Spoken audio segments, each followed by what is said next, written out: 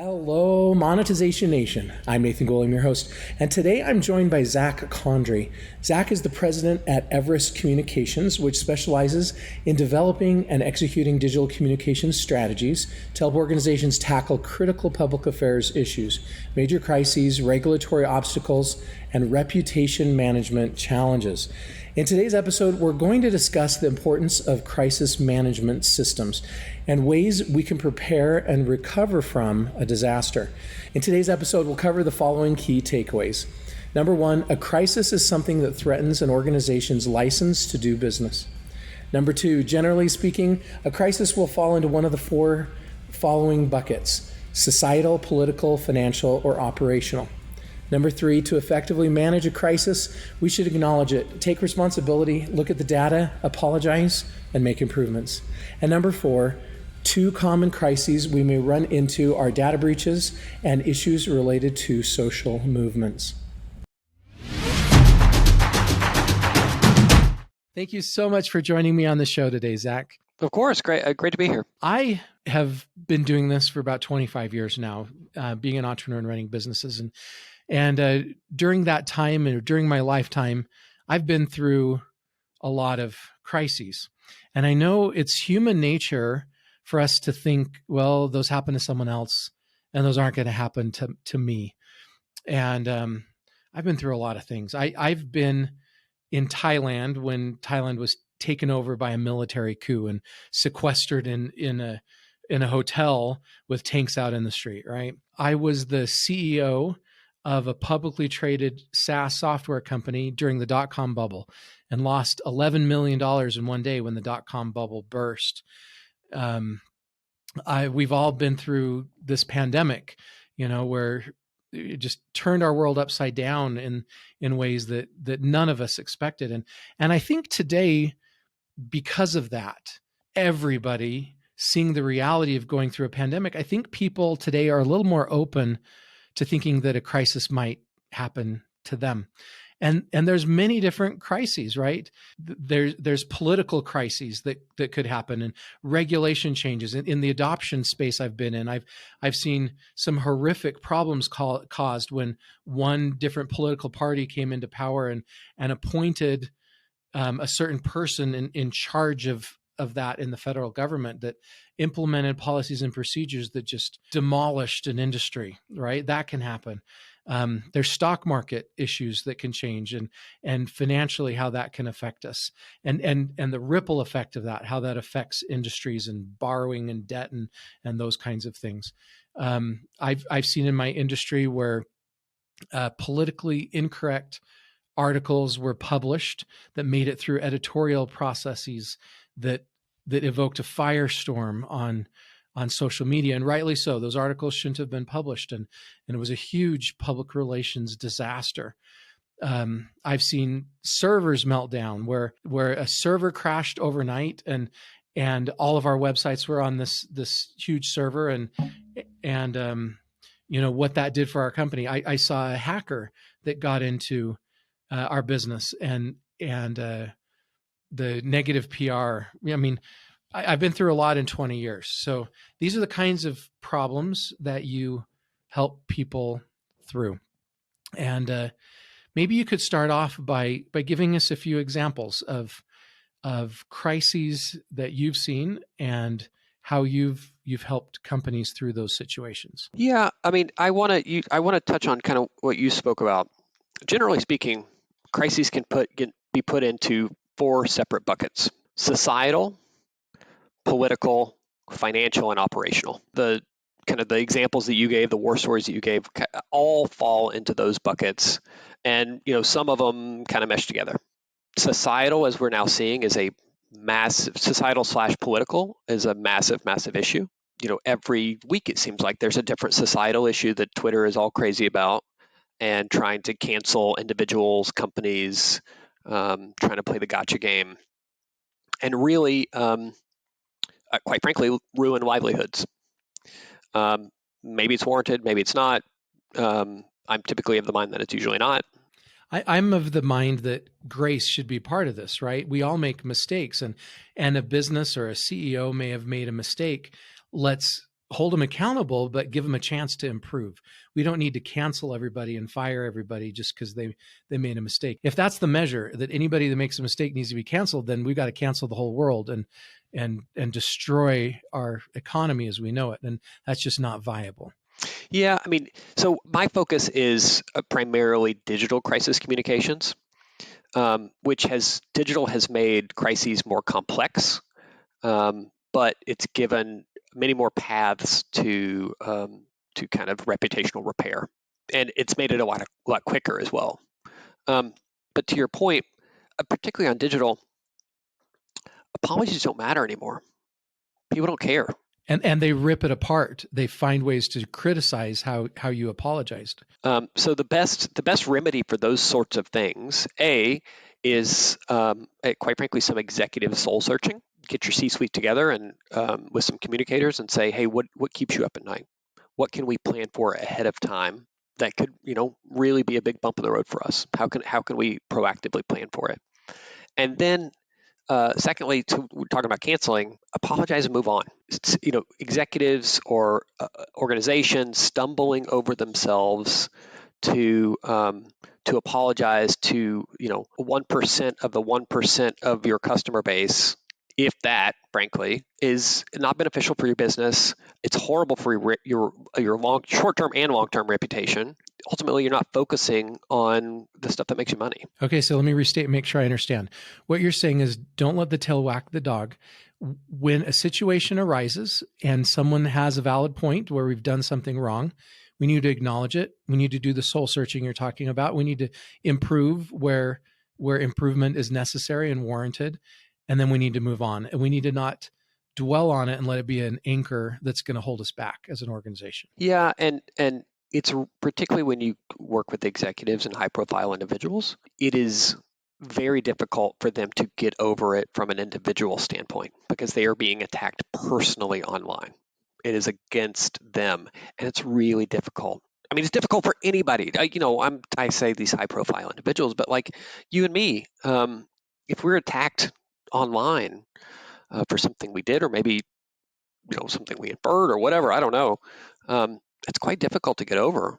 And so I spend a lot of my time helping organizations and high profile individuals sort of work through these things. And one of the ways we do that is we use data. We use a lot of different pieces of software to dive into social conversation, search traffic, search standing, all that kind of stuff, to help executives and organizations understand what the actual landscape looks like, as opposed to Joe Smith is just getting attacked online. Oh, okay, so there's 150 people talking about Joe Smith, but there's 150,000 people talking about your company. Right. You put percentages into it, and that really helps. So you put it in perspective that yes, it's a problem, but we're going to survive this. This is not going to tank us. This doesn't need to control our direction as a company. Now, I will say, we talk about crisis. I want to be very clear. A crisis is something that threatens an organization's license to do business. If not handled appropriately, the organization could cease to exist. Everything else, in my opinion, is an issue or a speed bump. Could be a really bad month, could be a bad week.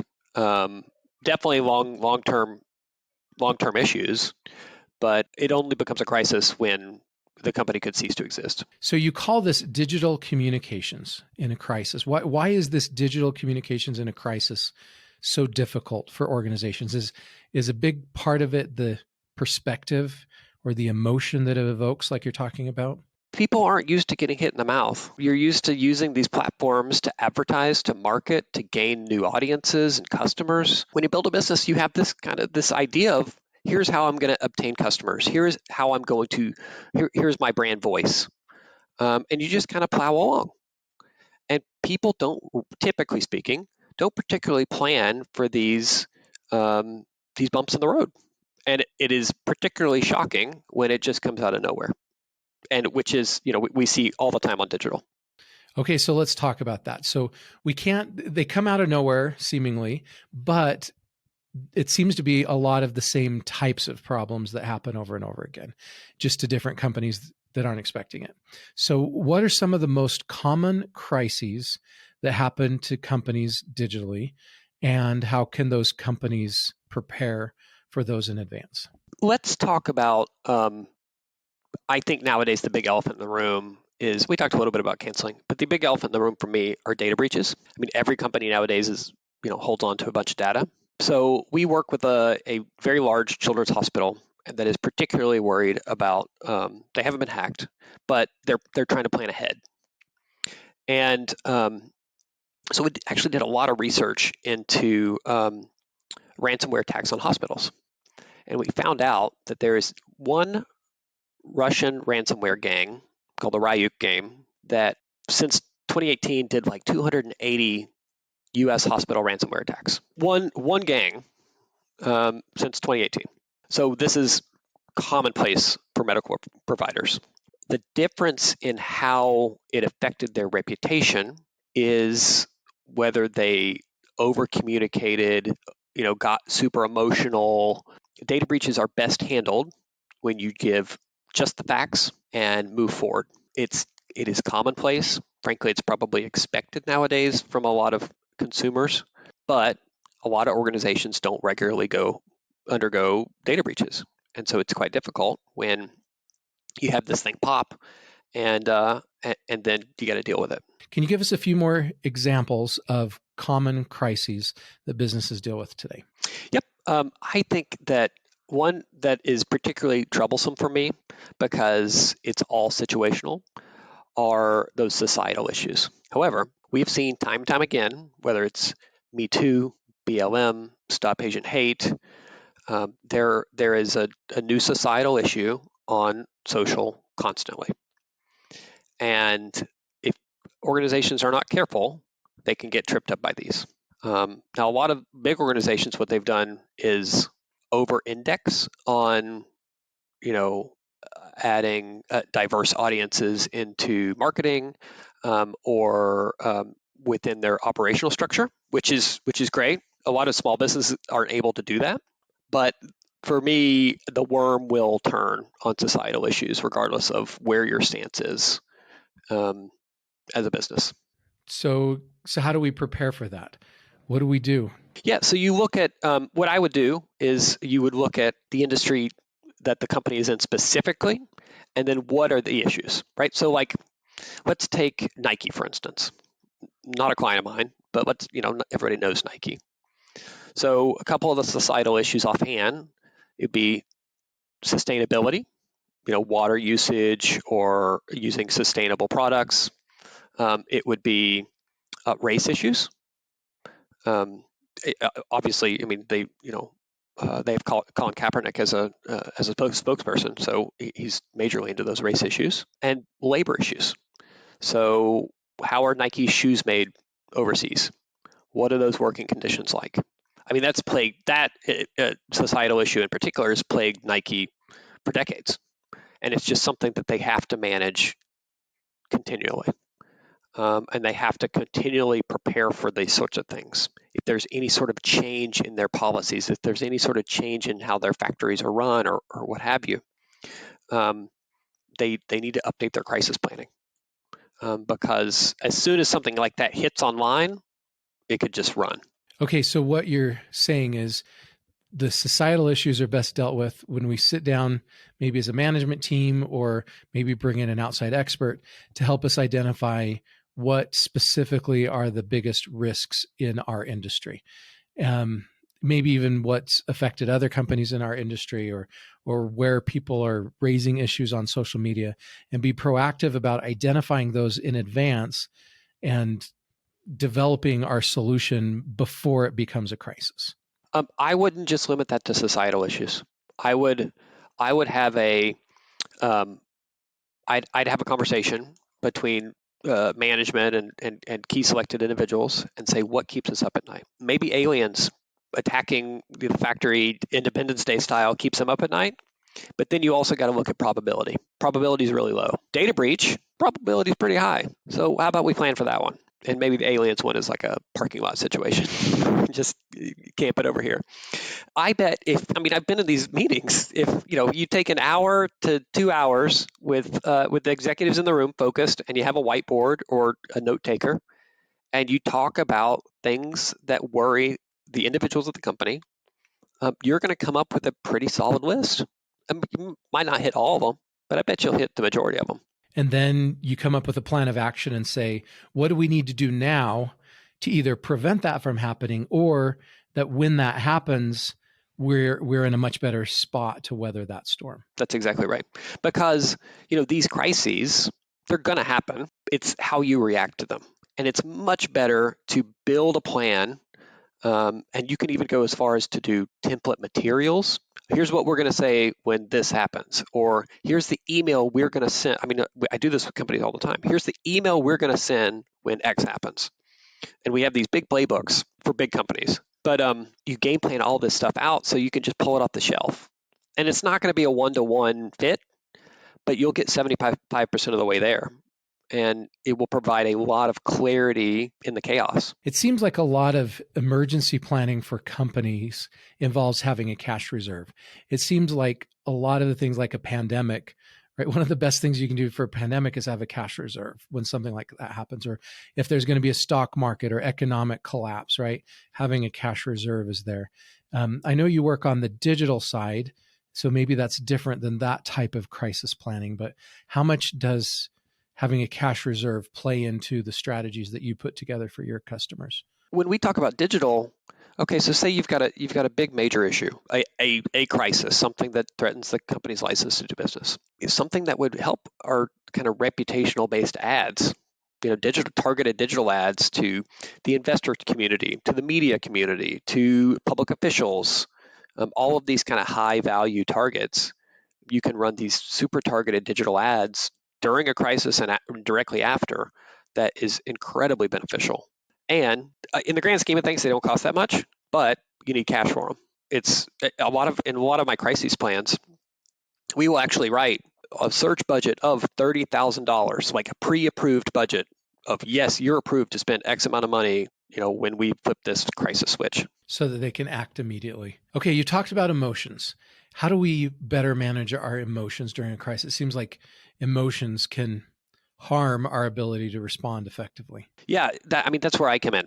So, our team, we build out crisis management, reputation management reporting constantly. Every single day, our team is performing these reports for Fortune 500 companies. Of, say, there's a company that cares significantly about what their unionized labor force thinks about them.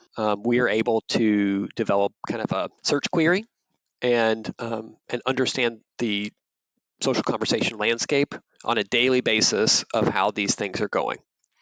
So when something kicks up with the labor stuff, we have a foundational baseline of data that says, that's not that bad, or it's only a 26% boost. And then conversely, when it does pop up, we can then see it stair step down as it normally does through data. I'm not saying take emotion out of crisis, but there is so much data available to us, and there's so much conversation happening online that it's just silly not to use it.